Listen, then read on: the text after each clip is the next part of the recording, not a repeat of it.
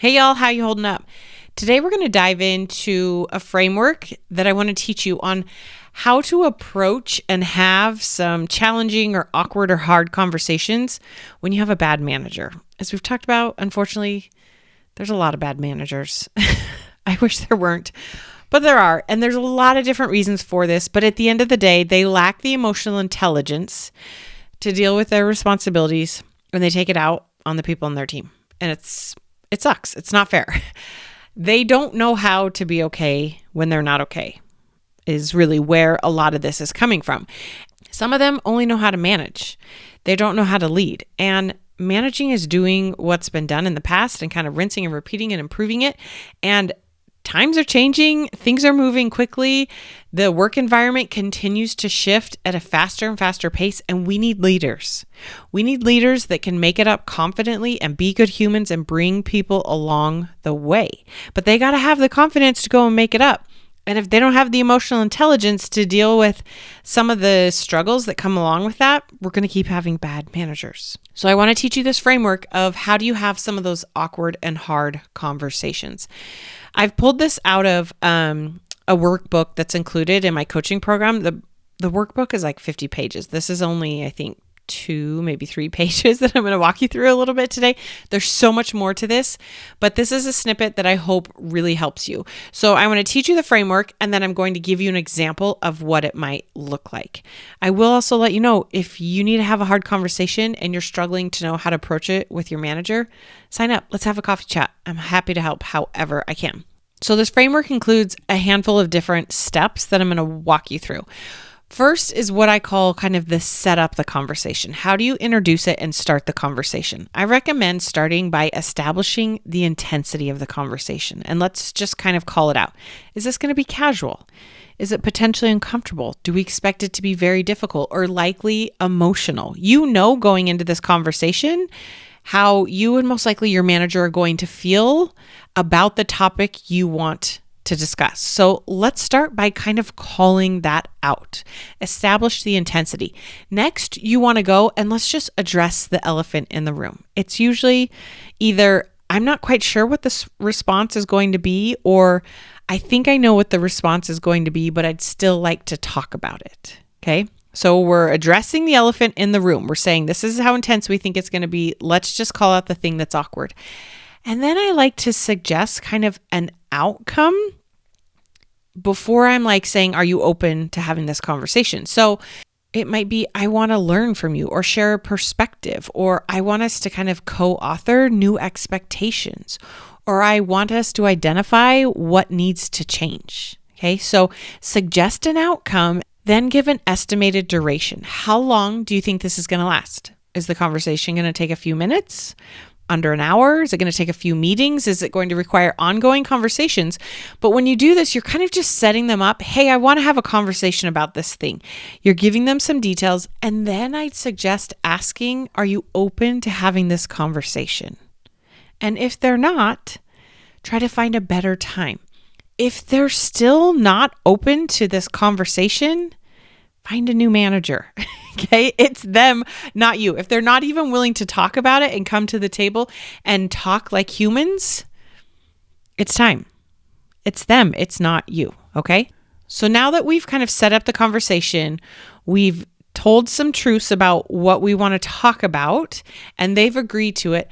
Now we want to go and align with them on the problem. Because here's the thing, if you and your manager do not agree on the problem, you're never going to agree on a solution. So next we want to go and kind of explain what's going on and help them understand it in a little more detail to try to align on the problem. So I like to first start by identifying the source. Okay, is this a gut feeling you're having? Is it something you've observed? Is it a complaint? Is it an accusation? Okay. Then we want to go and we want to get clarity on the scope of this problem. Is this impacting you? Is it impacting the team, the larger org, everyone? And then we want to establish the frequency. Is it once? Is it sporadic? Is it often? Is it consistent? Okay. And we kind of want to check in with them on their perception of the source, the scope, and the frequency of it, right? Again, we're just trying to have an adult conversation here about something that's potentially hard. Next, we want to get clarity on the impact and start working on next steps with them. So this looks like describing the effect of this problem.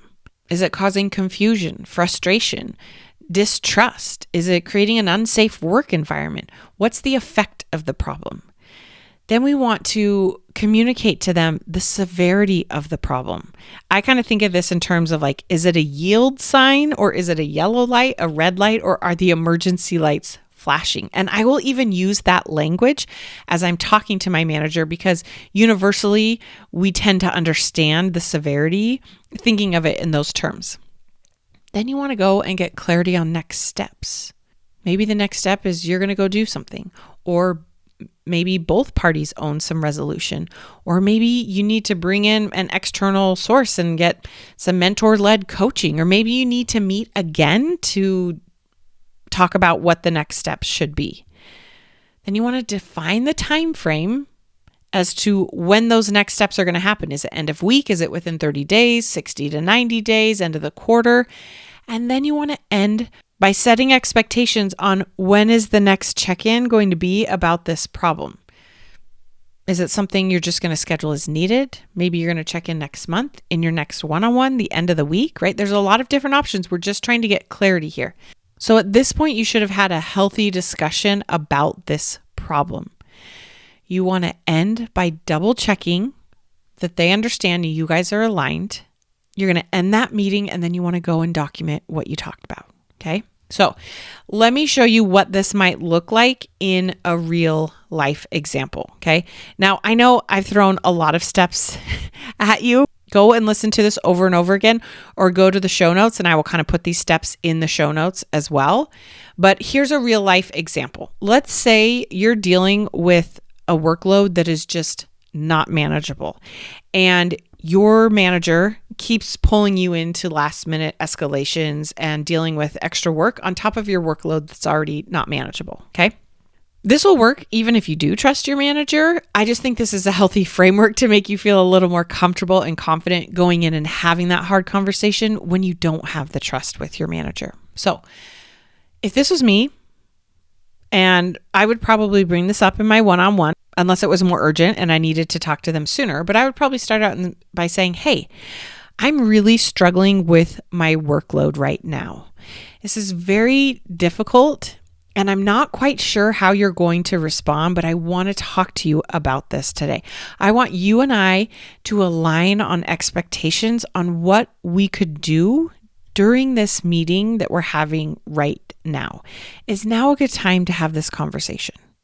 Right? And they might be like, sure, or no, right? We get to hear whatever their response is, but I'm basically saying, this is really challenging. I'm not quite sure how you're going to respond, but I'm struggling with this issue. I want you and I to align on what we could do about it. Can we have this conversation now? Okay. I'm going to assume, for the sake of this example, that they're open to having this conversation. I'm then going to go on and talk about how I've observed that at least once a day, sometimes more than that, I'm getting pulled into escalations and asked to do last minute work by the end of the day because leadership continues to have last minute asks. And this is starting to have an impact across the team because I no longer now have time to do my day job. And so what's happening is I'm now missing deliverables, and it's impacting our ability across the team. For example, our MBR updates didn't make it to the larger org MBR deck because I was not able to chase down people since I was working on 3 escalations from leaders. We also don't have a working backwards plan for this goal that we need to deliver in the next 2 months because Project X and Project Y continue to be the top priority with daily escalations like A and B and C. And I'm worried this goal is going to start becoming an escalation as well. I see one of the big challenges is we don't have a quick and effective way to take in leader last minute escalations, reprioritize and reset expectations when escalations come down. At this point, I would stop and ask them, what are your thoughts? What are you seeing? What am I missing? Am I looking at this the right way? If my manager is the one who sometimes these escalations are coming through, I might get curious with them and ask them, what's it like for you? How many escalations are you dealing with? How is leadership responding as we're trying to set processes and healthy boundaries in place? Okay. Have a little discussion.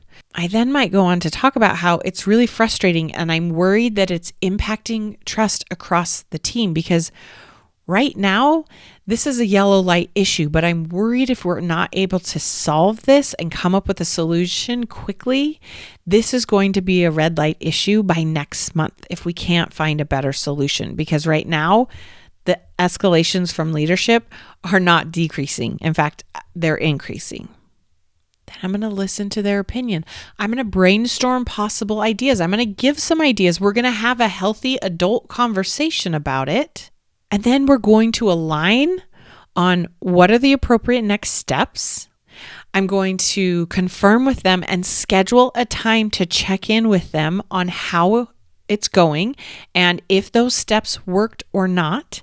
And then before I end that meeting, again, I'm just going to confirm that we're on the same page. I then am very quickly after that meeting going to go and make sure I put it in writing and email it back to them, right? This is called covering your butt, so that if it comes back and backfires on you, you can show how you've been trying to address this challenge and that no one should be shocked or surprised that you are missing deliverables because the amount of work coming your way. I hope you see that it gives you a framework of how do you approach this topic, this conversation that can be awkward and we're not quite sure how your manager is going to respond, but it gives you a framework to touch on the key points and help move the conversation forward. So if you're struggling with your manager, I'm pretty sure there's a conversation you know you need to have with them, but you're struggling because you're just not sure how to approach it. This framework is so helpful. I used to use this all the time in my corporate career.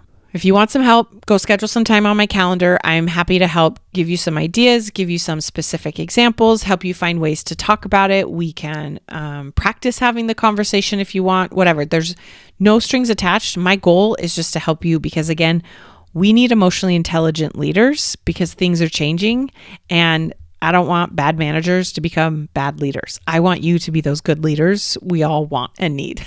So, all right, y'all, you're amazing. You got this. We'll talk soon. If what you're learning from this podcast is helping, this is just the beginning. Each week, I offer a limited number of coffee chats so that you and I can connect one-on-one and talk specifically about what's going on for you. You'll leave this call feeling more hopeful and motivated, but I'm also going to teach you a few things to try right away to get unstuck.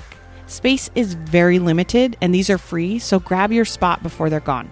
Click the link in the show notes or go to lindsaylymancoaching.com/chat and sign up today. You got this.